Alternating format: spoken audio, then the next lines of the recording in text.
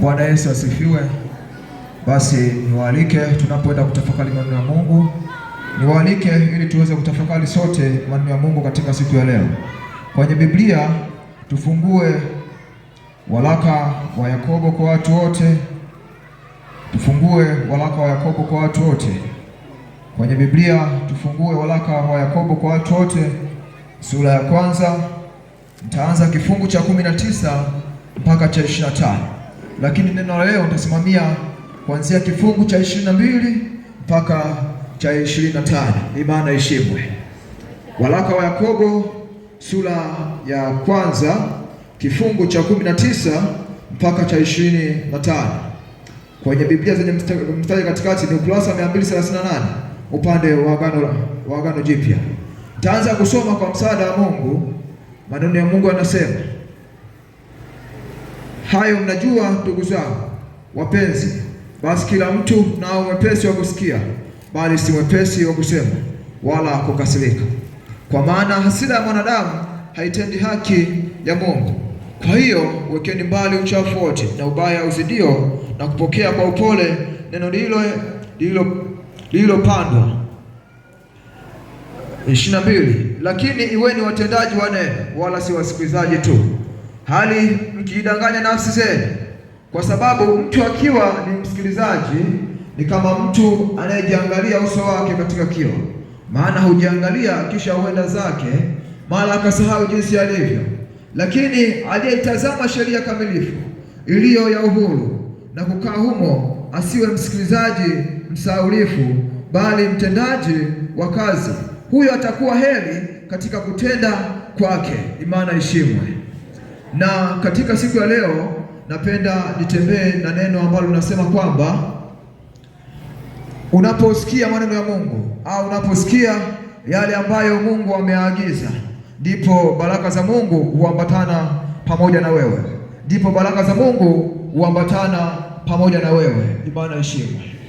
Tunapoenda kutafakari maneno ya Mungu au tunapoenda kutafakari neno hili la waraka kutoka katika waraka wa Yakobo kwa watu wote, tunaona kwa habari ya Yakobo akiwaandikia watu wote ulimwenguni, akiwaandikia watu kuasa kwa jambo la uwajibikaji, kwa jambo la uwajibikaji. Na tunaposema jambo la uwajibikaji, tuna maana ya kwamba ni mtu anayesimama na kuweza kutenda jambo fulani ili kuonyesha matunda ya jambo lile, ili kuonyesha mafanikio ya jambo lile. Kwa hiyo tunapoenda kutafakari kwa habari ya uwajibikaji, lazima tutafakari kwa nini Yakobo alisema kwamba lakini weni watendaji wa neno. Ukisoma kifungu cha 22 anasema kwamba lakini weni watendaji wa neno, wala si wasikilizaji tu, hali mkijidanganya. Imani ishimwe. Yakobo anasema iweni watendaji wa neno. Kwa nini Yakobo anasema hivyo? Yakobo alikuwa ni miongoni mojawapo wa wanafunzi wa Yesu, na alikuwa ni mwanafunzi aliyekuwa na sifa, na katika wale wanafunzi wakubwa wa Yesu, na Yakobo alikuwa ni mmojawapo.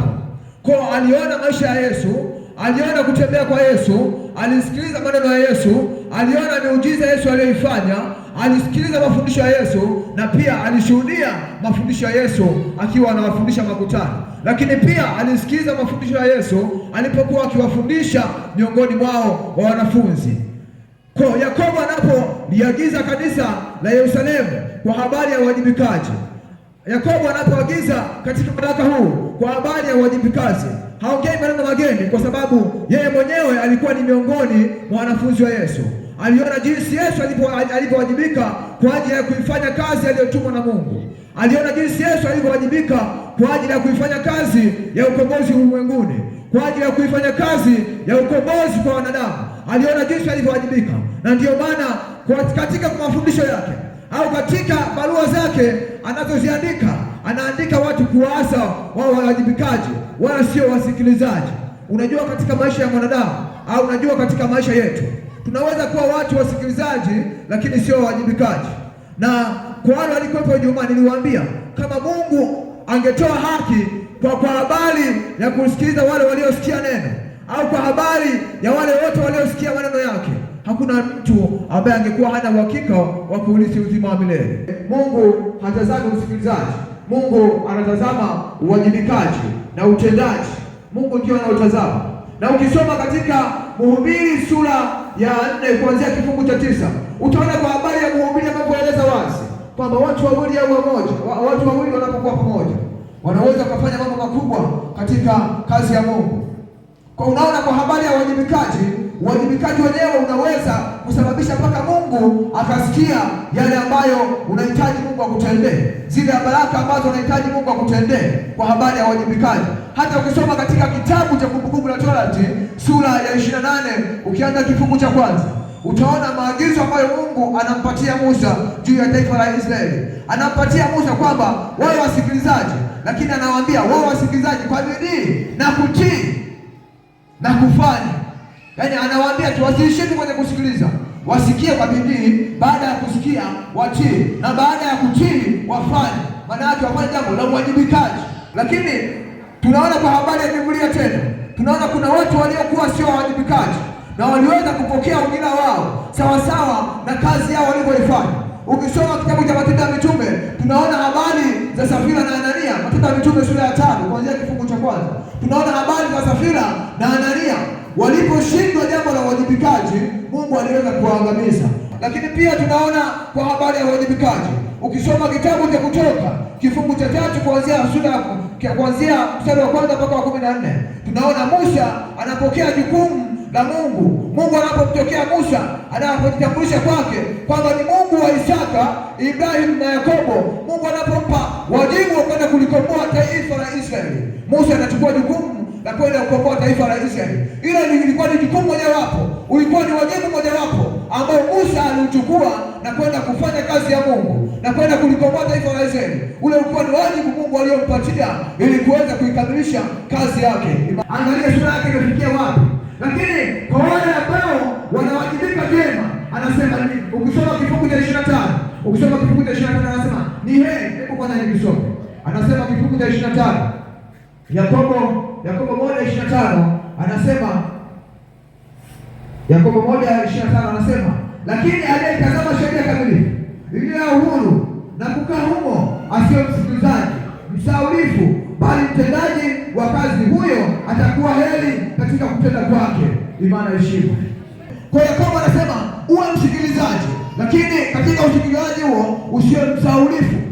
Maana yake unaposahau au unaposikiliza, lakini yale maneno usiyashike, lakini yale maneno usiyachungulie, unaweza kuwa msaulifu, na huo usaulifu ukaweza kusababisha usitimize uwajibikaji vyema au usitimize kazi yako vizuri, kwa sababu umekuwa msaulifu. Uwajibikaji pekee ndio unaweza kusimama katika habari ya kutambulisha Ukristo wetu, katika habari ya kumtumikia Mungu, katika habari ya kumpa sifa na utukufu Mungu. Habari ya uwajibikaji ndio inaweza kumtambulisha Mungu hata katika maisha yetu, ndio inaweza kumtambulisha Mungu hata katika kazi zetu za kila siku. Imani heshima.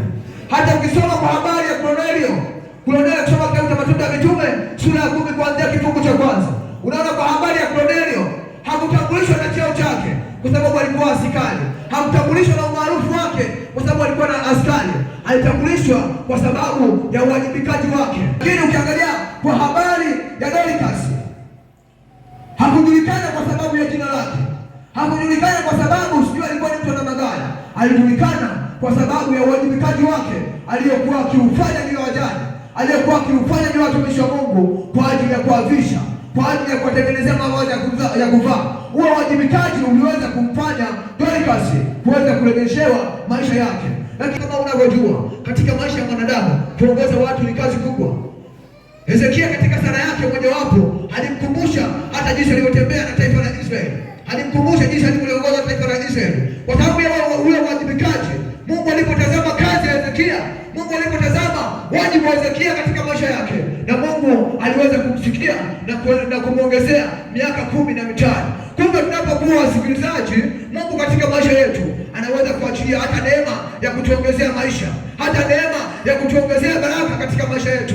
Kwa tunapokuwa wajibikaji, tunaposikiliza na kutii maagizo ya Mungu, tunaposikiliza na kutenda yale Mungu ambayo ametuambia, yale Mungu ambayo ametuelekeza kupitia watumishi wake. Japokuwa dunia leo tunaongoza watu wasomi, yaani ni watu wenye kutafakari kwa kina. Unajua mimi nasemaga chanzo cha maasi duniani na kutafakari nako, yaani kutafakari kwa kina nako kumepelekea watu tumwasi Mungu kila itwapo leo, kwa sababu tumekuwa tunatafakari kwa kina, na tunapotafakari kwa kina tunatafakari kwa kina, lakini tunatafakari kiroho zaidi. Tumekuwa tafakari kwa kina, yaani tumekuwa watafakari, tunatafakari vitu vilivyo navyo, hata tunatafakari mali tulizo nazo, tunatafakari vile vitu ambavyo Mungu ameachilia kama baraka, halafu tunaanza kumhesabia Mungu. Sasa tunaanza kumhesabia Mungu, nikikiweka hapa katika maisha yangu kinaenda, lakini atafakari kwa habari ya kwamba haya nayo ulionayo yanaweza kukutengenezea jeneza hayo unayoyawazia wewe. Habari ya uwajibikaji ndio wanakuazika, lakini ukiwaambia kwa habari ya vikoba, ukiwaambia kwa habari mbalimbali katika maendeleo yao, unaona wako bize sana, unaona wamechukua hatua ya maisha yao, unaona wamechukua hatua fulani kwa ajili ya maendeleo yao. Lakini kwa habari ya uwajibikaji katika kazi ya Mungu, kwa habari ya uwajibikaji kwa ajili ya kuendeleza injili ya Mungu, wako mbali sana katika habari hiyo. Lakini kwa habari zao wameweza kujiwekea mipango mbalimbali, wameweza kujiwekea maisha yao katika kumtumikia maisha yao katika kuendeleza miradi yao. Ameweza kutulipa kwa kiasi kikubwa habari ya uwajibikaji katika kanisa, ameweza kutupeleka, au habari ya uwajibikaji katika kanisa ameweza kupoteza fahamu zetu. Kuna watu wanaona kama vile vitu vya kanisa ni vitu vidogo sana, au vitu vya kanisa ni vitu vichache sana. Mimi nawaambia hivi vitu vidogo ambavyo tunaviona kama ni vya kawaida, hivi tunavyoona kama havifai, hivi tunavyoona kama vya kawaida mbele ya macho yetu, hivyo ndivyo vitakavyokupatia uzima wa milele. Sasa Wakristo leo wamesoma sana. Nasema wamesoma sana kwa sababu gani? Ukiwauliza kwa habari ya mafundisho, wangekuuliza kwa adhabu gani? Ndugu zangu, adhabu ya Mungu unaweza kusione leo, au laana ya Mungu unaweza usione leo. Ukisoma kitabu cha Kumbukumbu la Torati sura ya 30, unaona Mungu anatamka baraka na laana. Kwa watakaotii maagizo anatamka baraka, lakini kwa watakaokengeuka maagizo anatamka laana. Unaweza usione maisha yako laana kwa siku ya leo, unaweza usione laana katika maisha yako siku ya leo, lakini kwa baadaye laana ikakufuata. Usijue kwamba zile baraka za Mungu au zile baraka ambazo Mungu anaendelea kuachia ni deni kwako. Manake mojawapo na utakapoondoka katika maisha ya hapa duniani, utaulizwa, nilikubariki nikakupa kila kitu, nikakupa mali ambazo wewe katika maisha yako moyo wako ulizifurahia, ulifanya nini duniani? Kutokana na hizo mali ulizo nazo ulifanya nini? Imani ishimwe. Kwa kila jambo katika maisha ya mwanadamu linapokuja mbele yako au linapokuja katika maisha yako lina makusudi. Mungu anakuwa ameliweka kwa makusudi. Mungu haliweki kwa bahati mbaya, au Mungu haliweki kwa sababu amekosea. Mungu haliweki kwa sababu amekosa pa kuliweka. Ameliweka kwako ili aone unawajibika vipi katika kazi yake, unawajibika vipi katika kuendeleza kazi ya Mungu, unawajibika vipi katika kutangaza injili. Na injili mojawapo unayotangaza sio tu kusali na kuondoka, ni uwajibikaji. Hata uwajibikaji nao ni injili mojawapo unaweza kutangaza, kuendeleza kila kazi ya Mungu kila itwapo leo. Hilo jambo la uwajibikaji katika maisha yako linaweza kukutunukia hata baraka katika maisha yako, wala sio jambo jingine linaweza kukupa baraka, au jambo jingine linaweza kukupa neema katika maisha yako bila jambo la uwajibikaji. Tunasoma katika kitabu cha Mwanzo sura ya 22 kuanzia kifungu cha kwanza. Tunaona kwa habari ya Ibrahimu mpaka leo ukitafuta mataifa madogo, unasoma kwa habari ya taifa la Israeli. Ni taifa dogo, lakini taifa lenye nguvu duniani. Linasimama kwa sababu gani? Kwa sababu ya msingi uliojengwa na babu yao Ibrahimu, baba yao wa imani. Kwa sababu ule msingi uliojengwa uliweza kuwa ni imani, kwa sababu ule uwajibikaji wa Ibrahimu uliweza kuonekana mpaka leo unasimama kulitambulisha taifa lake,